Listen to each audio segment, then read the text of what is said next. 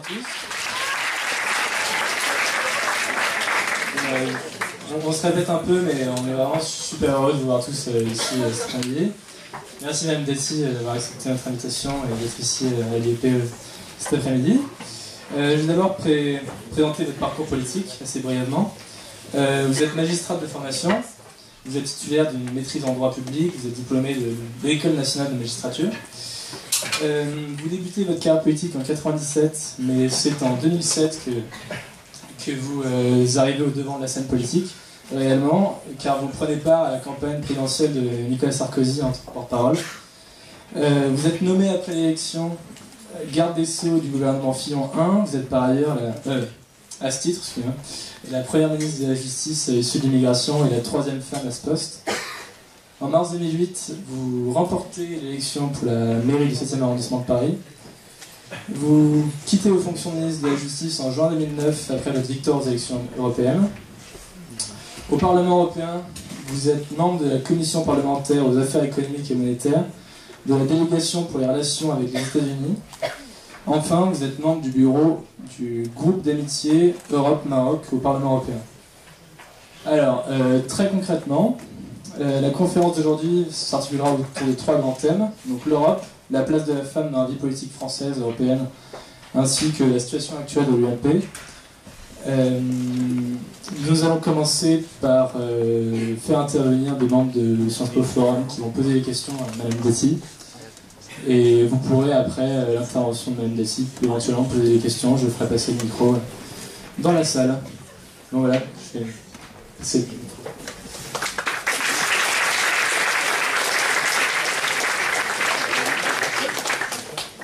Bonjour. Donc ma première question, ce sera sur l'Europe. Donc malgré vous en tant que député européen. Donc l'Union européenne vient de recevoir le prix Nobel de la paix. Est-ce selon vous mérité? Quelles sont vos réactions par rapport à ce prix? Bonjour à toutes et à tous. D'abord, je suis ravie qu'il y ait autant de monde aujourd'hui pour cette conférence. D'abord, ça me permet de dire que souvent, et je veux dire en politique, c'est souvent le cas, je me dis que les jeunes ne s'intéressent pas à la politique, ne s'intéressent pas aux raisons politiques, et la manière dont on fait de la politique, souvent vous en éloigne. La seule réserve que je peux avoir, pour vous poser une question sur l'Europe, c'est que le seul scrutin dans lequel les jeunes sont très abstentionnistes, c'est le scrutin européen. On a un fort taux d'abstention des jeunes au moment des élections européennes, alors que pour vous, l'Europe est vraiment une évidence, c'est-à-dire que aujourd'hui la mobilité...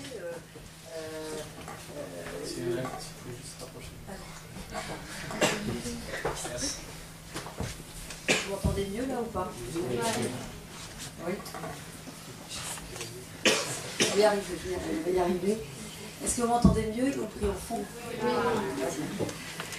Donc je disais qu'effectivement les élections européennes étaient les élections où les jeunes s'abstenaient le plus, ce qui est assez contradictoire compte tenu de la manière dont aujourd'hui les jeunes font des études ou même travaillent. Parce que la mobilité, pour vous, Londres, Berlin ou Madrid sont des évidences beaucoup plus qu'une génération qui était avant vous, ou même la mienne, où on avait le sentiment qu'on travaillait, c'était assez exceptionnel d'aller travailler à l'étranger, y compris au sein de l'Union européenne. Alors d'abord, c'est vrai que l'Union européenne a eu le prix Nobel de la paix. Est-ce que c'est mérité? En tout cas, ça consacre une chose, c'est que c'est un continent qui est, au lendemain de la Deuxième Guerre mondiale, la première valeur, la première pierre et le premier projet politique de l'Europe, après la Deuxième Guerre mondiale, c'était d'avoir la paix, parce que c'est un continent où on s'est battu de manière la plus barbare qu'il était pendant très très très longtemps. Et c'est vrai que depuis ce projet européen, après la Deuxième Guerre mondiale, heureusement, à part des événements comme on a pu avoir sur la Yougoslavie, la Bosnie, c'est un continent, contrairement à d'autres, qui est totalement en paix. Donc est-ce que c'est mérité? Ça consacre le premier projet politique de l'Europe, qui est celui d'avoir contribué à la paix, qui aujourd'hui, pour vous, être à la table d'Allemands, par exemple, ne vous pose aucun problème. Vous savez très bien que dans vos entourages, par exemple pour vos grands-parents, peut-être pour les parents, c'est encore très sensible, les sujets d'Allemagne et de France, par exemple. Donc, est-ce que ce prix Nobel est mérité? oui, ça montre que le projet politique, quand il y a une volonté politique, après peut-être qu'on parlera des failles et des défaillances de l'Europe actuelle, mais quand il y a une volonté politique sur un projet qui paraît improbable, ça marche. Donc moi je considère que c'est un hommage qu'on rend au père fondateur de l'Europe, donc je trouve que finalement c'est pas mal mérité. Voilà.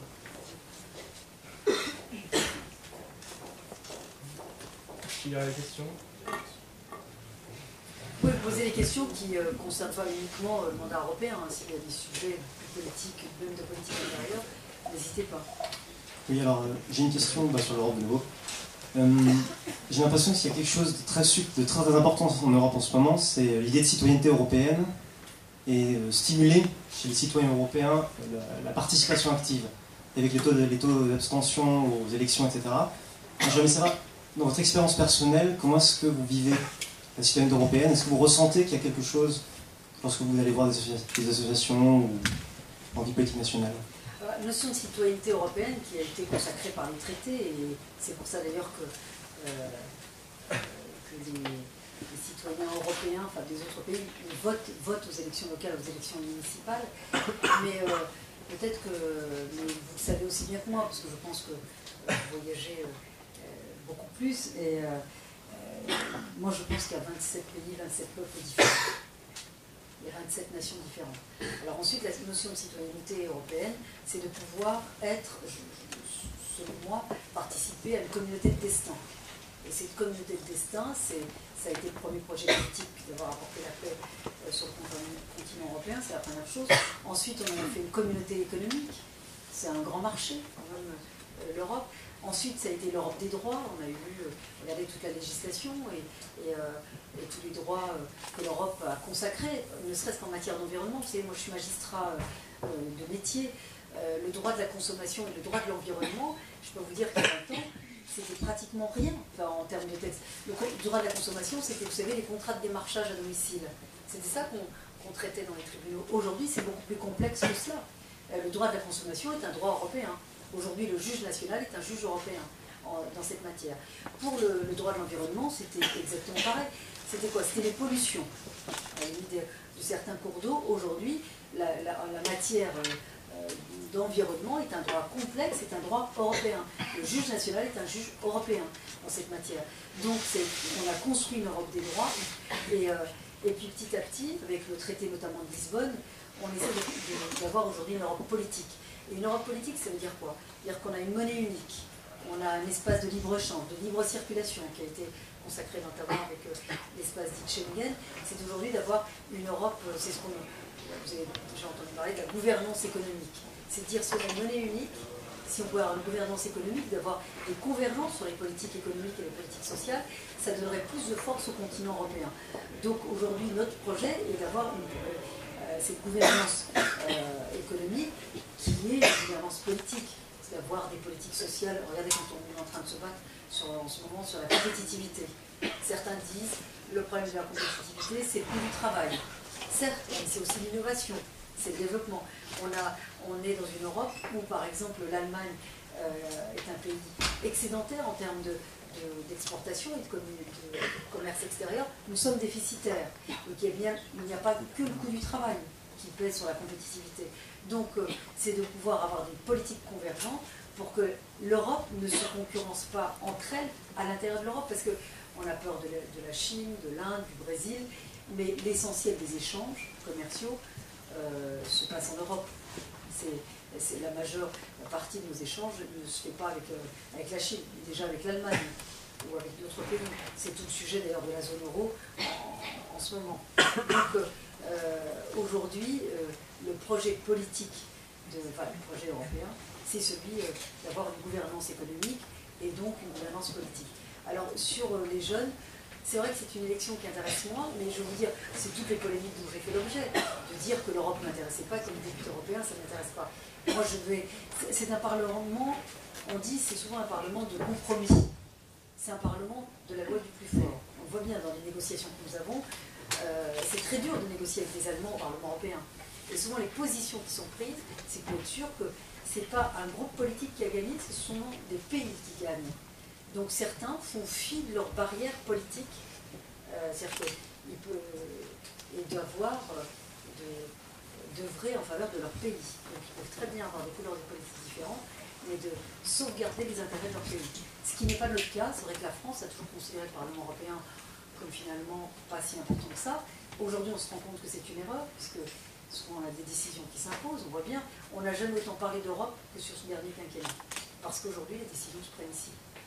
Mais c'est un mandat, moi qui suis maire du 7e arrondissement de Paris, mais qui suis aussi conseiller de Paris, donc c'est-à-dire que conseiller sur tous les sujets parisiens, et aussi responsable politique national à l'UMP, je me rends compte que le mandat de député européen est vu comme un mandat d'expert, plutôt qu'un mandat d'élu local. Si vous connaissez des députés européens, je ne sais même pas si vous connaissez votre député européen, parce que le mode de scrutin est simple et compliqué. Il est simple parce que c'est 8 régions, 8 listes. Donc c'est simple. Il est compliqué parce que le député européen, moi je suis élu de toute l'île de France. Mais je ne reçois pas de courrier ou de demande de rendez-vous en ma qualité de député européen. En ma qualité de maire, en ma qualité d'ancien garde des Sceaux, en ma qualité de magistrat de métier, en ma qualité de responsable UMP, mais très peu en qualité de députés européens. Ceux qui nous demandent des rendez-vous, qui demandent à nous voir, c'est pour ça que, qui ont compris, ce sont souvent des grosses institutions, des fédérations, des associations, des groupes industriels. C'est pour ça qu'on a toujours des problèmes, souvent des problèmes au Parlement européen, pour le lobbying. Parce qu'en France, le lobbying est un gros mot, en Europe, ça ne l'est pas.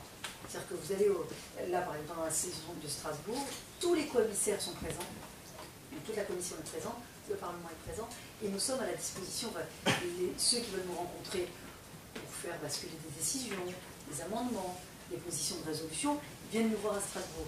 Donc il y a des groupes de pression et des lobbyistes qui sont ici présents.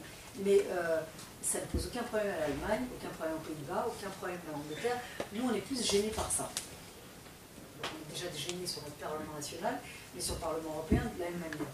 Et donc, c'est vrai que l'ancien président a souhaité que le mode de scrutin, enfin, en tout cas que les candidats choisis pour les élections européennes soient des candidats qui puissent rendre compte de leur mandat. C'est ce que nous avons fait. Mais je peux vous dire que là, et vous le voyez dans les bagarres en ce moment, quels que soient les partis, les futures échéances européennes vont être très importantes, parce que maintenant, avec le traité de Lisbonne, pour pratiquement plus des 2 tiers des matières, aujourd'hui, le Parlement européen donne son avis. Et donc, c'est vrai qu'on bloque des décisions. Mais on bloque des décisions, pourquoi? Parce que la Commission et le Conseil, donc le Conseil européen, ont eu l'habitude de dealer entre eux, puis de dire au Parlement, bon, on arrive, vous validez. Avant, comme l'avis du Parlement n'était qu'un avis consultatif, aujourd'hui c'est un avis conforme. Donc ça nous est arrivé de voter contre sur des sujets majeurs, notamment sur les programmes de lutte par exemple contre le terrorisme, juste pour leur dire, écoutez, nous ne sommes pas une chambre d'enregistrement. Donc ou vous négociez avec nous, et on discute, et on vous valide les propositions, sinon on bloque.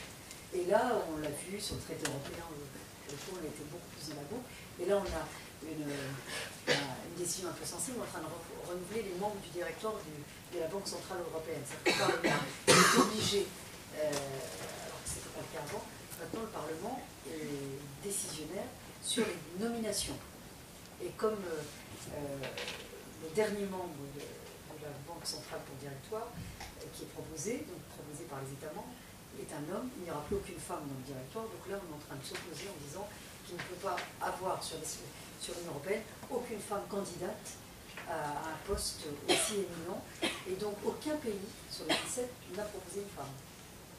Et donc là on bloque, alors on nous dit non mais on fera mieux la prochaine fois, valider celui-là. Donc on a quelques femmes à être mobilisées, mais aussi des hommes, et donc là on risque de bloquer encore une nomination, le vote aura lieu jeudi.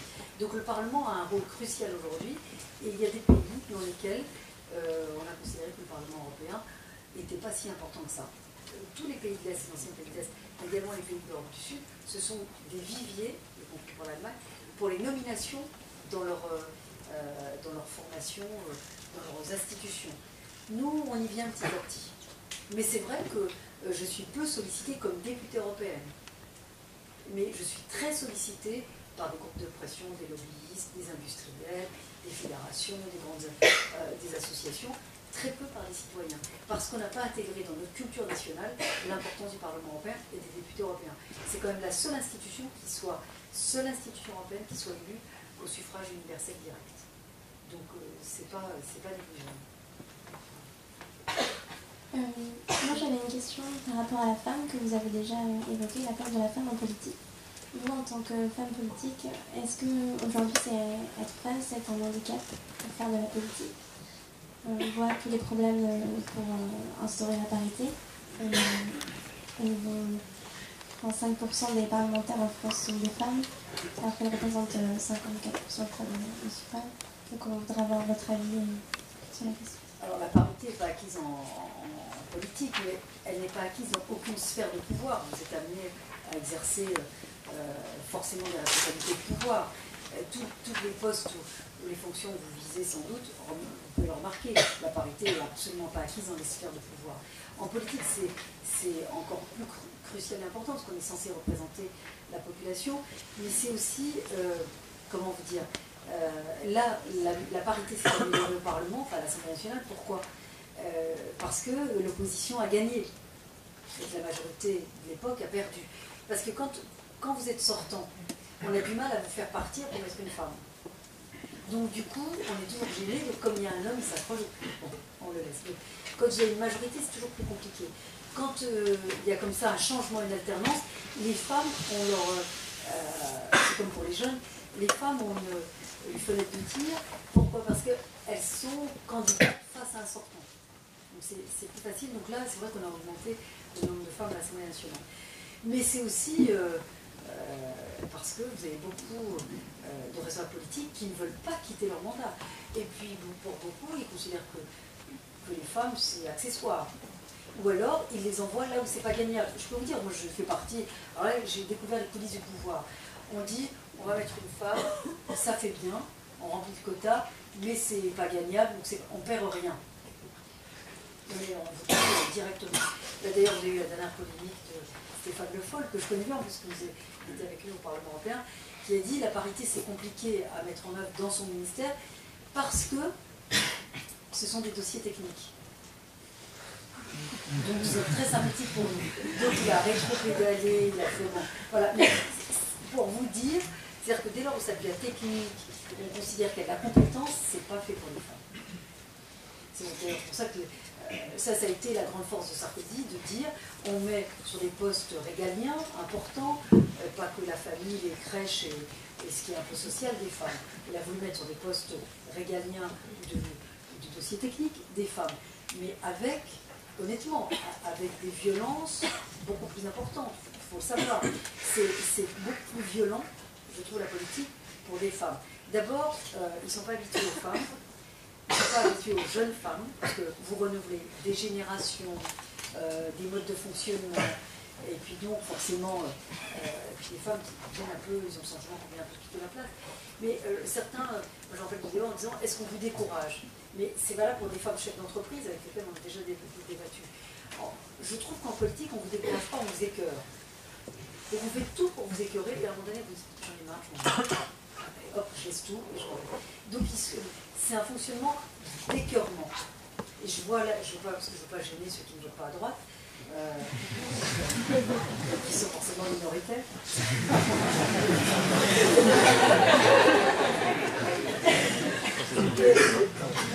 Mais comme la politique, c'est pas la guerre, on se connaît aussi à gauche, on connaît aussi le fonctionnement des partis aussi à gauche, on se parle, et notamment les femmes, d'un parti à un autre, on parle. L'herbe n'est pas plus verte ailleurs, je peux vous le dire. Mais c'est vrai que on fait tout pour vous éclairer, tout. Et alors, est-ce que c'est parce qu'on est moins nombreuses? Moi, je dis, parce qu'on me dit souvent les femmes sont moins cyniques, elles sont moins à propos. Enfin, je dis peut-être parce qu'on est moins nombreuses. Peut-être qu'on se deviendra totalement cynique, totalement brutale, totalement violente, qu'on se sera à parité. Mais comme on n'y est pas, donc on a encore quelques qualités. Et donc, on vous écœure pour vous en faire partir. Et c'est vrai qu'il y a des manœuvres qui parfois vous rendent dingue. Parce que moi j'ai constaté par exemple les think tanks de femmes ou les clubs de femmes, souvent quand vous voulez réunir des femmes autour d'un projet pour défendre un intérêt. Vous avez souvent des femmes qui disent « non, j'ai pas envie parce que je l'aime pas bien ». Ou parce que... Donc vous pouvez être sûr, quand il y a des clubs ou des think tanks de femmes, c'est que l'affinité est parfaite, y compris à titre perso. Chez les hommes, pas du tout. Alors eux, ils peuvent se détester, mais s'ils ont un intérêt commun, ah, ils se mettent ensemble. Et là, ils vont mais frontal. Et on le voit, parce que là, on a eu quelques combats internes, et c'est très marrant à voir. Alors, moi, j'essaie de convaincre les femmes qui ne s'aiment pas en disant mais mettons-nous ensemble, on s'en fout de pas s'aimer. Le tout, c'est qu'on pèse. Et donc, et de ne pas se laisser écœurer. C'est pas simple, mais je vous dis ça pour avoir connu l'entreprise, c'est pareil. C'est plus violent dans la politique parce qu'on est sur la sphère publique. Et donc, on est sous la lumière tout le temps. C'est comme si vous parliez dans un mégaphone tout le temps. Tout est grossi tout le temps. Donc, c'est forcément plus violent. Mais toutes les sphères de pouvoir. Moi, je ne connais pas un homme qui voudrait lâcher sa part de pouvoir. Mais aussi les femmes, c'est pour ça que je vous fais un peu décousu, mais aussi les femmes qui ont accédé au pouvoir, certaines ne veulent pas voir en arriver d'autres très vite, en disant j'en ai bavé, je veux prendre en balle. C'est une erreur. Parce que je pense que si vous n'aidez pas les autres, moi je suis très. Je fais plein de réunions de femmes, j'ai toujours embauché des femmes. Je trouve qu'au contraire, il faut renforcer la position des femmes. Pourquoi? Moi je vois pour les comités de direction ou les conseils d'administration. S'il y en a une et que ça se passe mal, les hommes diront on lui a donné une chance, vous voyez, comme quoi. C'est par hasard si on n'a pas de femme. Et donc, elle fait reculer une cause.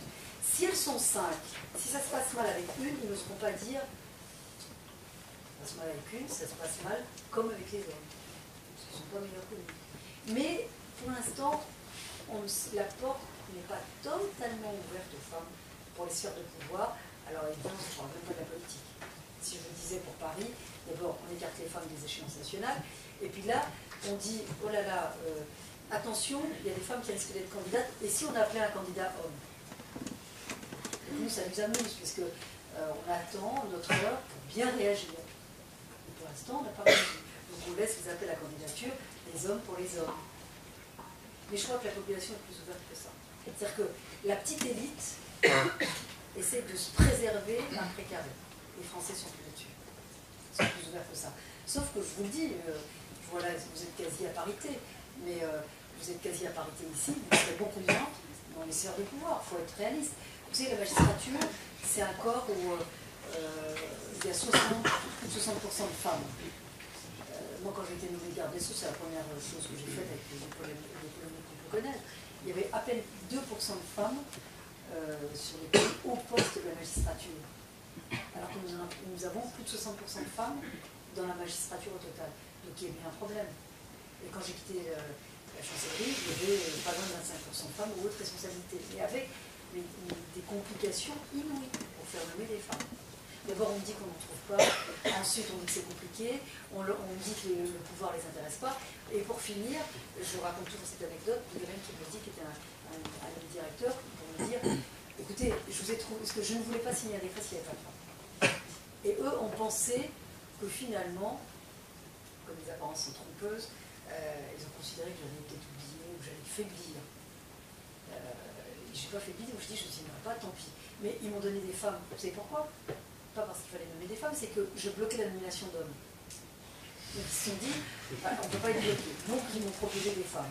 Et les femmes qu'on m'a proposées en disant elles sont à 6 mois de la retraite, donc on prend moins de risques. Et ça ne gêne personne. Ça, c'est la réalité des sphères de pouvoir. Donc il ne faut pas s'habituer à ça. Il ne faut pas se laisser écœurer. Donc là, il y a eu des femmes formidables que j'ai pu nommer, qui sont aujourd'hui encore en poste, à des postes de responsabilité, procureurs généraux ou comme président. Mais ce sont des bagarres quand même. Donc je vous dis, préparez-vous, mesdames et mesdemoiselles, à ce que si vous voulez accéder au poste, vous êtes ici, là, ça changera. Mais ce sont des combats permanents. Parce qu'on vous donnera toujours des bons arguments pour vous dire que ce n'est pas le moment. Ou que ce n'est pas pour vous, ou peut-être que c'est compliqué.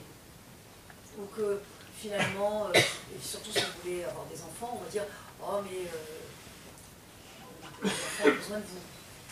Voilà, ils vous trouveront toujours des bons arguments pour finalement si vous pouviez passer votre tour. Et ce que je dis là n'est pas exagéré, hein, parce que moi pareil, parce que je pensais que c'est comme on passe sa vie à se battre, moi je me suis dit c'est un combat comme un autre. Non, c'est pas un combat comme un autre. C'est parce que c'est un combat qui est plus subtil que ça. Donc, on vous écarte sans que vous vous en rendiez compte. Quel est votre regard actuellement sur votre fonction de ministre? Quelles ont été les difficultés majeures, les joies aussi? Et quels sont vos souvenirs? Qu'est-ce que vous retirez de cette expérience de ministre? Pour ceux qui ont vu, mais de manière de vrai, parce que comme il y a eu tellement de choses fausses qui ont été écrites, fausses de manière calomnieuse et fausses de manière exceptionnelle. Ma vie n'est pas un conte de fées. Certains ont écrit des choses qui sont fausses et qui semblaient merveilleuses. Et d'autres qui ont été dans le ragot et la calomnie et qui étaient totalement fausses. Donc, mais simplement, au regard de mon parcours, je ne vais quand même pas me plaindre d'avoir été ministre. J'aurais même pas imaginé, j'aurais écrit ma vie à 20 ans que même de manière la plus rêvée qui soit, le rêve écrit aurait été en deçà de ce que j'ai vécu. D'avoir été ministre de la justice de mon pays, avec des parents qui sont arrivés en France dans les années 60 totalement analphabètes, avec une famille pas si simple, avec les difficultés que j'ai pu avoir, parce que maintenant comme ça a été public, c'était des choses, parce qu'on n'a plus droit à son intimité, parce que j'ai eu des mariages forcés, donc, que j'avais pu d'ailleurs, des journalistes ont déterré. Donc finalement d'avoir été ministre de la République, c'est quand même une grande joie, un immense honneur et une émotion permanente. Même aujourd'hui, quand je me souviens de certaines choses, je le dis avec beaucoup d'émotion. Ça c'est la première chose. La deuxième chose, c'est que je n'imaginais pas la violence de la fonction. Parce qu'on tape, on tape, on tape, on tape. C'est que moi j'ai écrit un livre pas pour faire œuvre de littérature, c'était juste pour essayer de rectifier ce qui a été dit de manière honteuse, violente. J'ai une famille et on n'a épargné personne. Donc j'ai voulu rétablir des vérités. Mais en écrivant ce livre, on a fait un petit peu évidemment un petit flashback et on s'est rendu compte du jour de ma nomination, parce qu'elle m'a sorti, j'ai eu une polémique par jour, pas un papier, pas un article, une polémique par jour. Vous savez, quand vous vous levez tous les matins, vous allumez la radio, c'est une polémique. Vous ouvrez le journal, une polémique. Vous souriez, c'est une polémique. Vous faites la gueule, c'est une polémique. Vous vous énervez, c'est une polémique. Vous êtes détendu, c'est une polémique. Vous êtes enceinte, c'est une polémique. Vous accouchez, c'est une polémique. Donc, tout est une polémique. Au bout d'un moment, donc, vous tenez votre rang, mais vous vous dites à quel moment je vais juste pouvoir dire ce que j'ai envie de dire. Donc ça est compliqué. Donc, et ce qui a gêné certains, notamment certains syndicats d'ailleurs, c'est que je connaissais l'institution. Donc je ne voulais pas faire de cogestion. Donc j'ai pris l'institution par la base et pas par le haut. C'est-à-dire que je n'ai pas géré avec des huiles. J'ai géré avec la base. C'est d'ailleurs pour ça que malgré les difficultés que j'ai pu avoir, toutes les réformes que j'ai menées ont été validées par le Conseil constitutionnel. La réforme de la carte judiciaire, qui était attendue depuis 1958, 5 gardes des Sceaux avant moi ont essayé, ont renoncé. Et ont des moins des gardes des Sceaux. J'ai mis en place, c'est vrai, les peines planchées, la rétention de sûreté. La gauche veut abroger les peines planchées, elle ne l'a toujours pas abrogé. Donc si c'était si inutile que ça, vous savez, il suffit, c'est un coup de plume pour abroger. J'ai effectivement amélioré les conditions de détention, même avec les programmes non seulement de construction de places de prison, le bracelet électronique, dont on a élargi les modalités d'exécution, enfin d'application. Donc j'ai réformé la formation des magistrats, avec une langue étrangère obligatoire, avec des stages obligatoires, j'ai créé une classe préparatoire intégrée. J'ai fait, on a calculé, alors avec des mesures plus importantes que d'autres, mais plus de 80 réformes, et dans le dur. Mais c'était aussi, rappelez-vous, on en parlait tous les jours, c'est que j'ai mis en place toutes les réformes en même temps. Est-ce que j'ai des regrets? Sans doute, peut-être de ne pas avoir pris assez de temps pour expliquer. Mais j'avais une urgence que le quinquennat, quand vous arrivez à mi-quinquennat, vous êtes déjà dans l'élection d'après. Et puis il ne faut pas oublier que notre système électoral, on avait des élections tous les ans. Donc on vous dit toujours, ah non, non, fais pas ça parce qu'il y a l'élection. Fais pas ci parce qu'il y a la... Donc on était en élection tout le temps. Donc malgré cela, on a quand même pu mener des réformes importantes. Alors, des mauvais souvenirs, je n'en ai plus aucun aujourd'hui.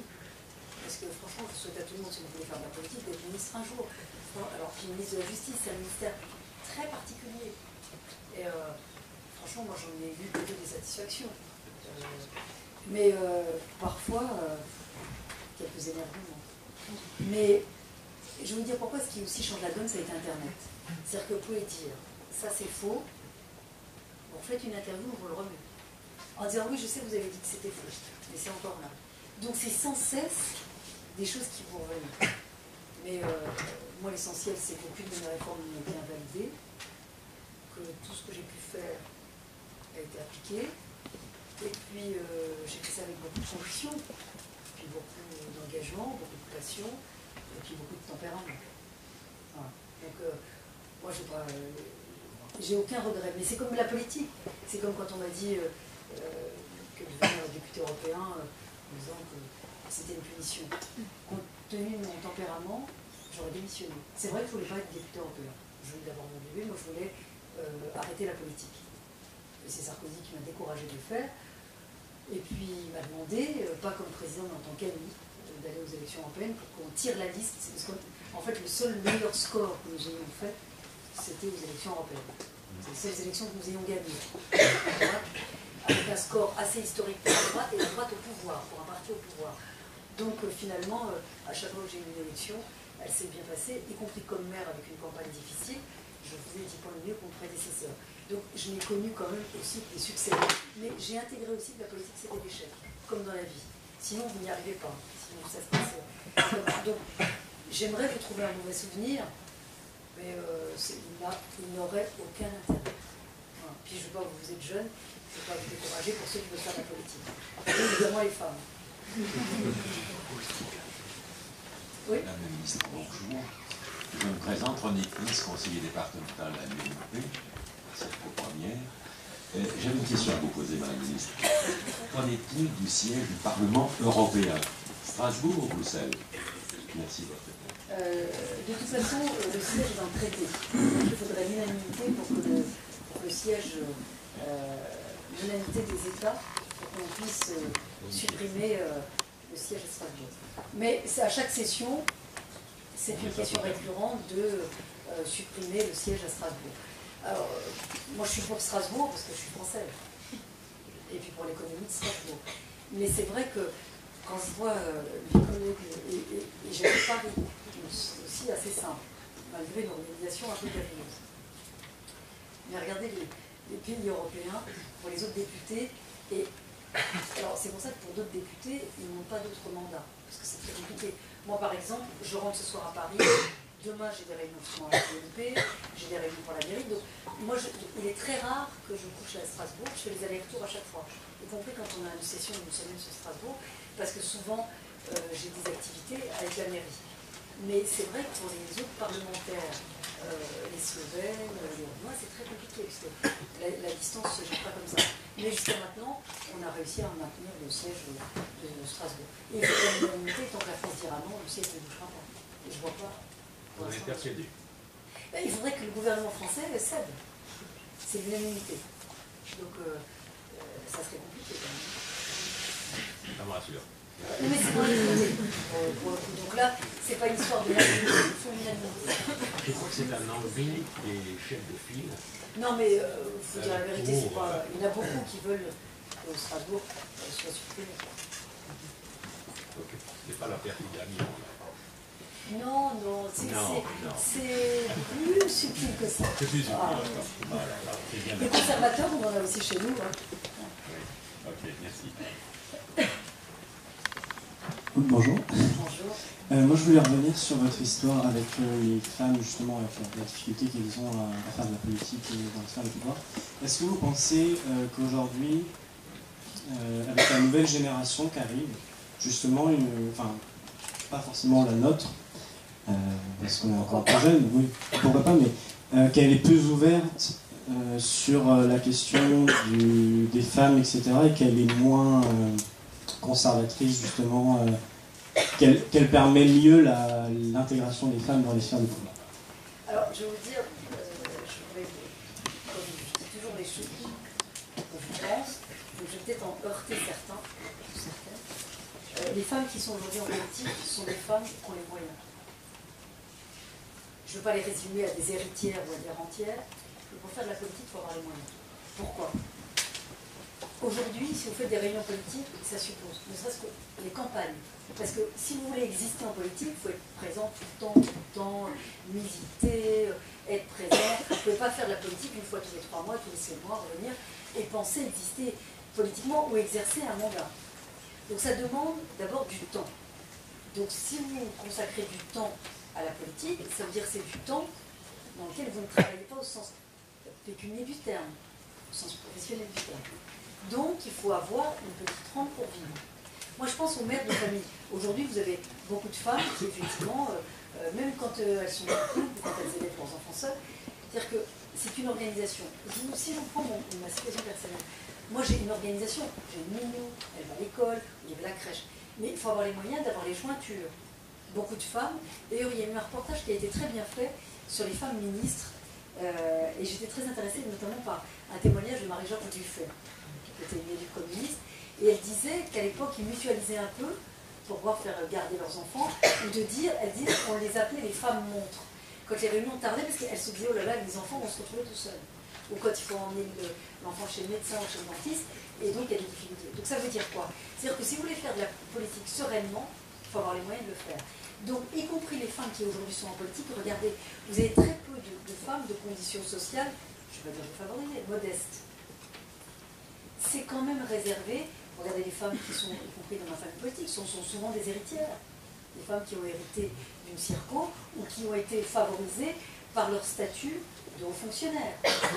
Ou parce qu'elles vivent dans une famille qui ont les moyens. C'est ça la réalité. Donc quand vous dites, est-ce que les femmes de nouvelle génération sont plus compréhensibles par rapport à ça, elles ne comprennent pas parce qu'elles ne vivent pas les difficultés. Si vous dites à une femme, non, moi je ne peux pas faire une réunion samedi, je peux pas, après 17 ans, je ne peux pas. Moi j'ai les enfants, il y en a plein qui disent, oui, mais les gens sont disponibles à ce moment-là. D'accord, mais comment on fait? Et si vous n'êtes pas présent tout le temps, vous pouvez être sûr que vous ne comptez pas en politique.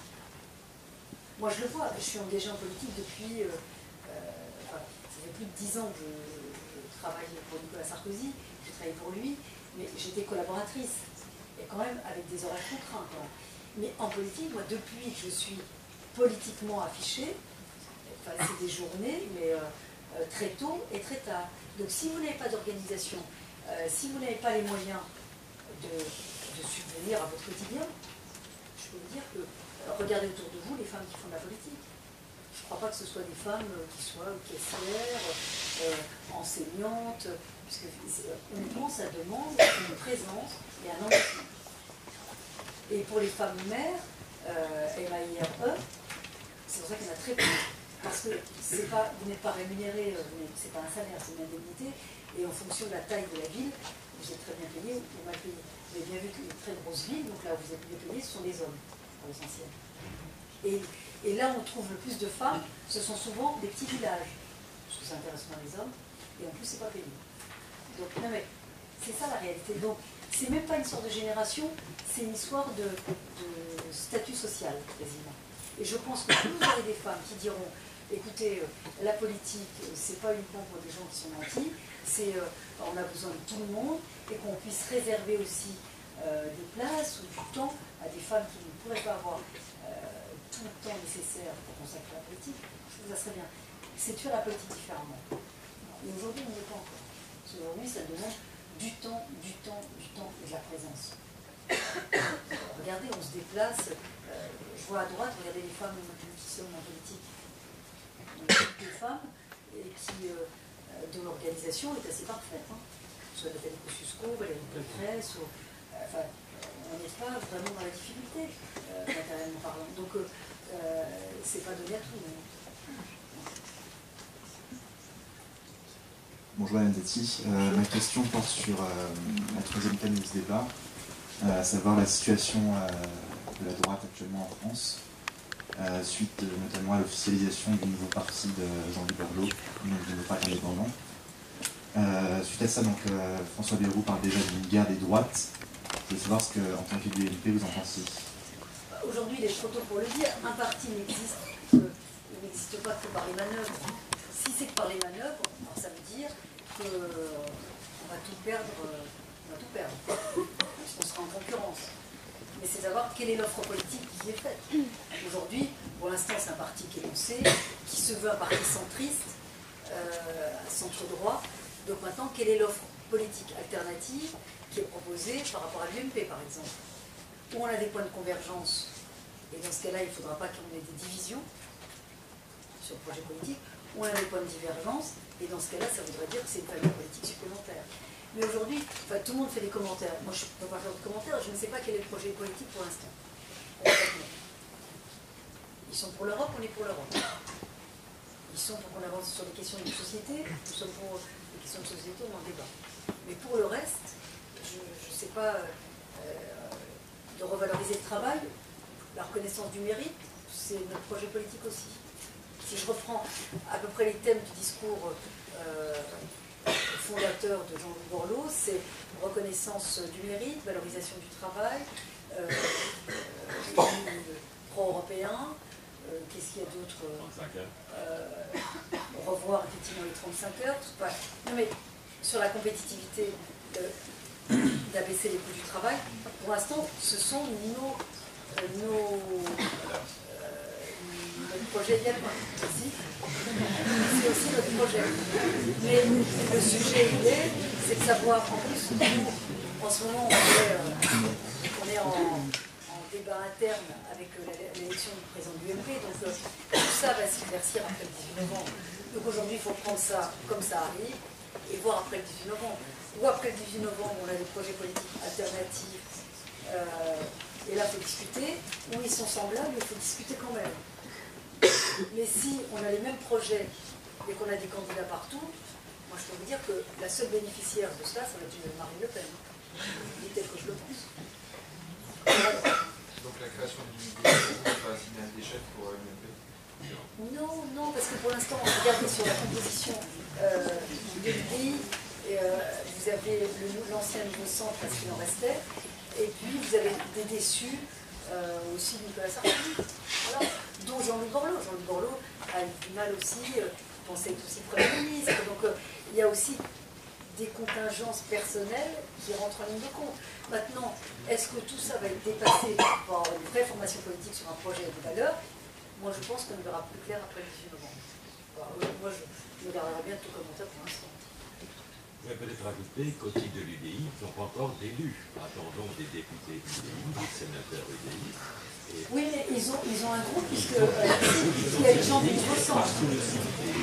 Oui, je suis d'accord, mais pour l'instant, ils sont au nouveau centre. Il y a quand même des parlementaires. Mais moi, je pense qu'on y verra plus clair après le 18 novembre. Tout à fait.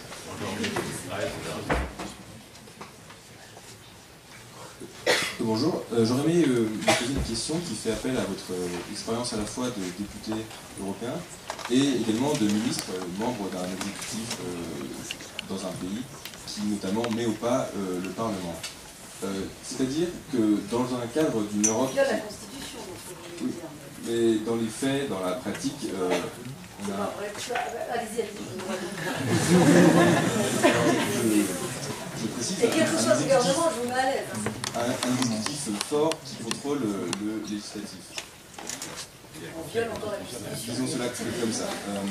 C'est-à-dire, dans le contexte d'une Europe en crise, notamment économique et politique, comment est-ce que l'on pourrait considérer qu'il faudrait imposer, enfin, peut-être, ou tendre vers une Europe plus représentative, une Europe des peuples, au lieu d'une Europe qui se fait toujours par le haut et qui s'est fait depuis 60 ans par le haut.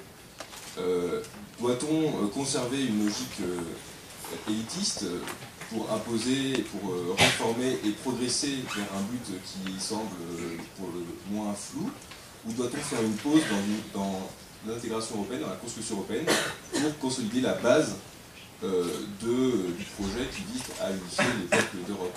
Et quand vous parlez du Parlement, vous parlez du Parlement européen? Oui, du Parlement européen, et aussi en vous référant à votre expérience de ministre. Aux ordres, vraiment, venez de temps en temps, vous allez voir comment c'est aux ordres. Hein. Vous serez surpris. Venez plutôt, je ne vous dis même pas la session plénière Strasbourg, venez aux réunions de commission, vous serez très surpris. C'est vraiment des bagarres. Hein. En plus, moi qui aime ça, c'est vraiment des bagarres politiques. Hein. C'est pas à fleur et moucheté. Franchement, c'est pas des choses que vous croyez. Encore une fois, on se fait une image de ce Parlement tout lisse, tout. Pas du tout. Hein.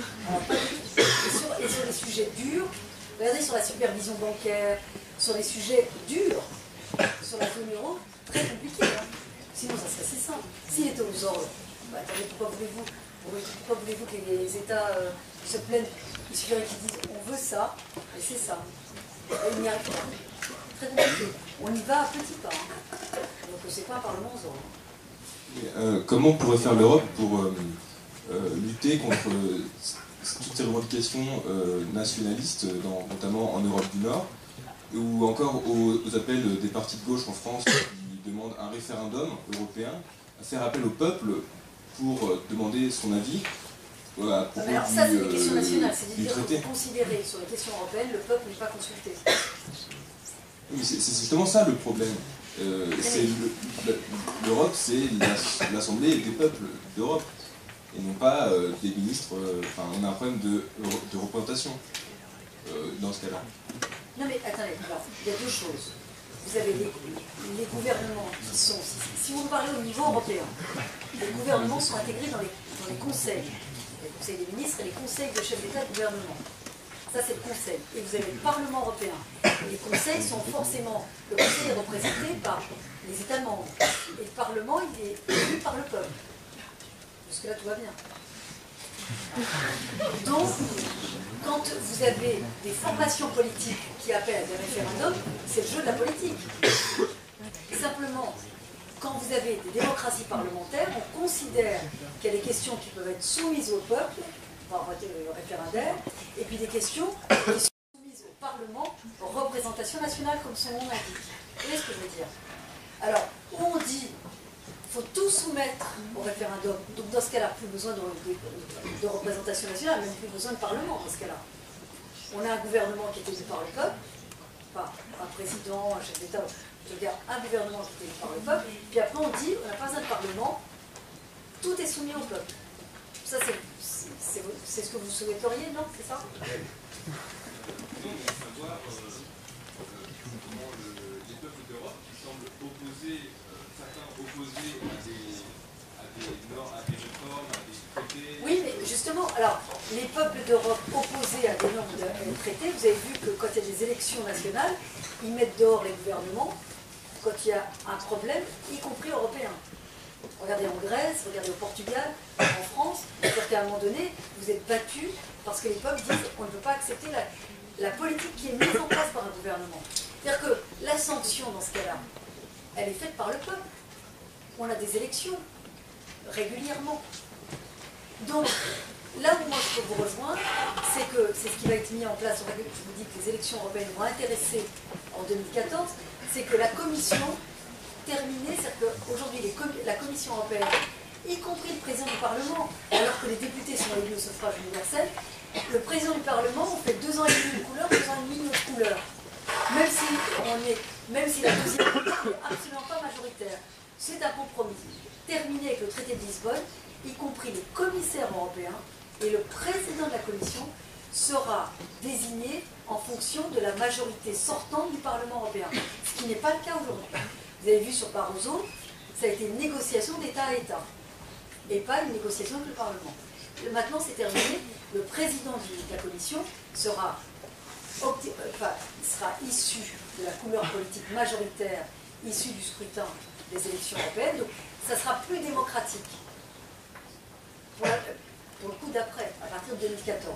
Mais là où c'est un peu compliqué à mettre en œuvre, c'est de dire, c'est ce que je disais au début, c'est que la nation européenne, le peuple européen, ça ne se construit pas comme ça.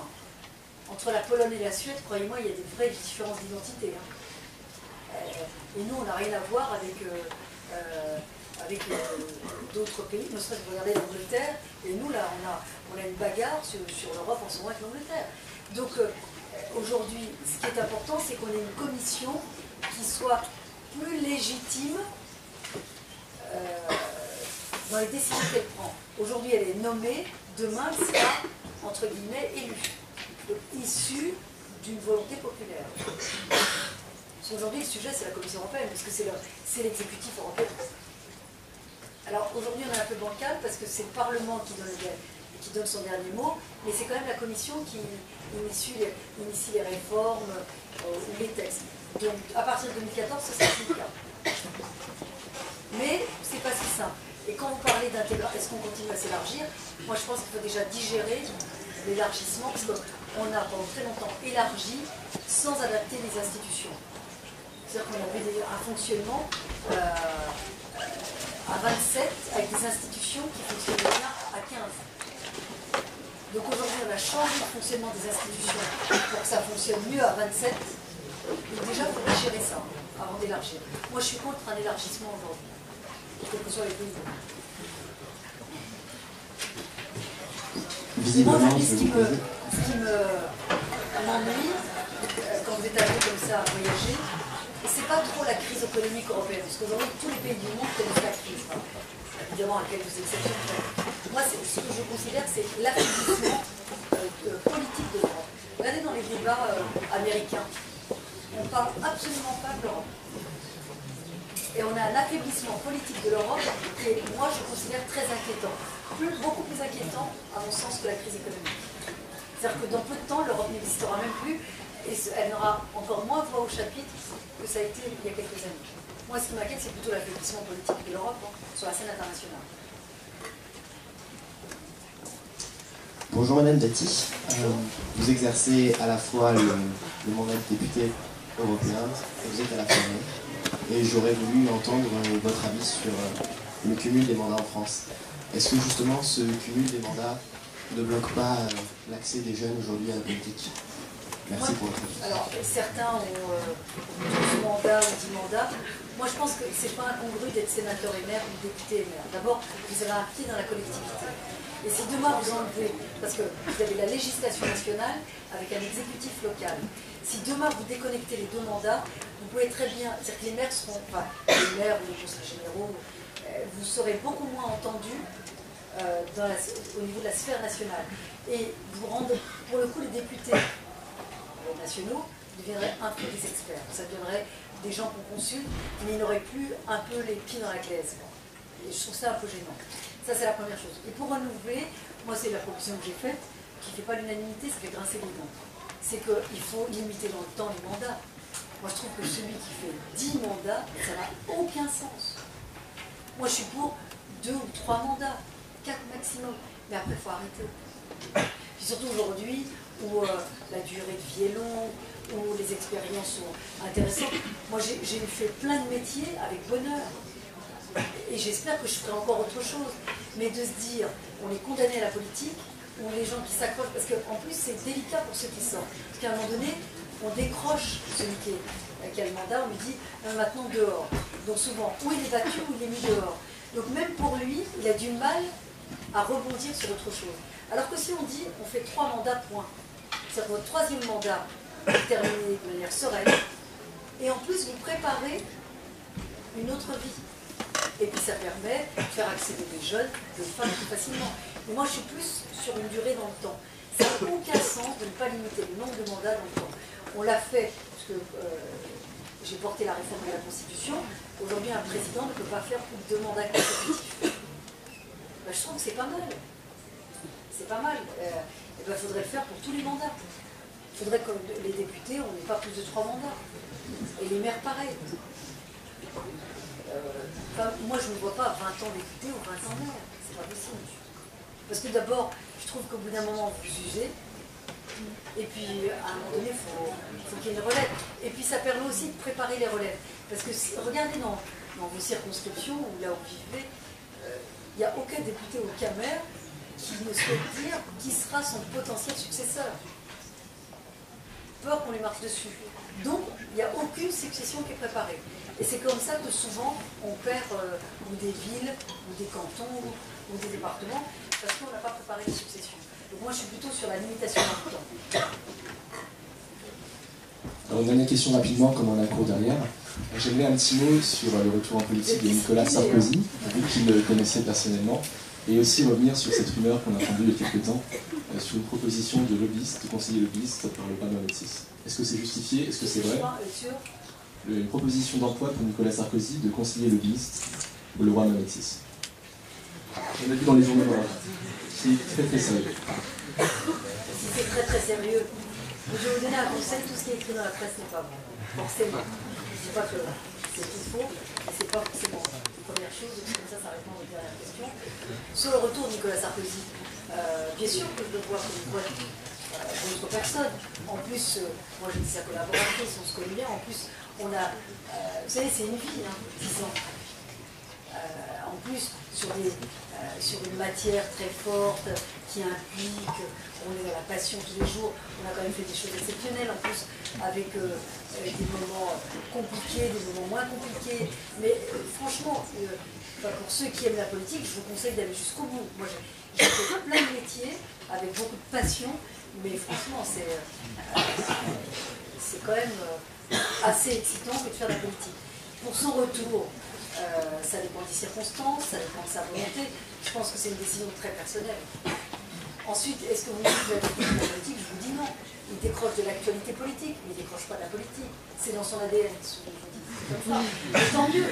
Il est passionné par ça, il aime ça. Quand vous le rencontrez, forcément qu'on parle de politique. Donc, après, c'est les circonstances.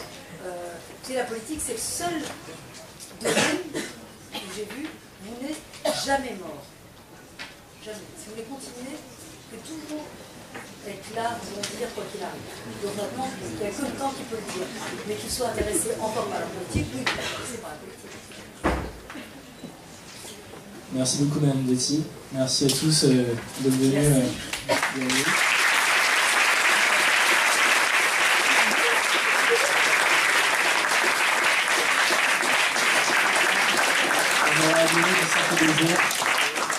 On aurait adoré disserter des heures, mais il y a un cours ici.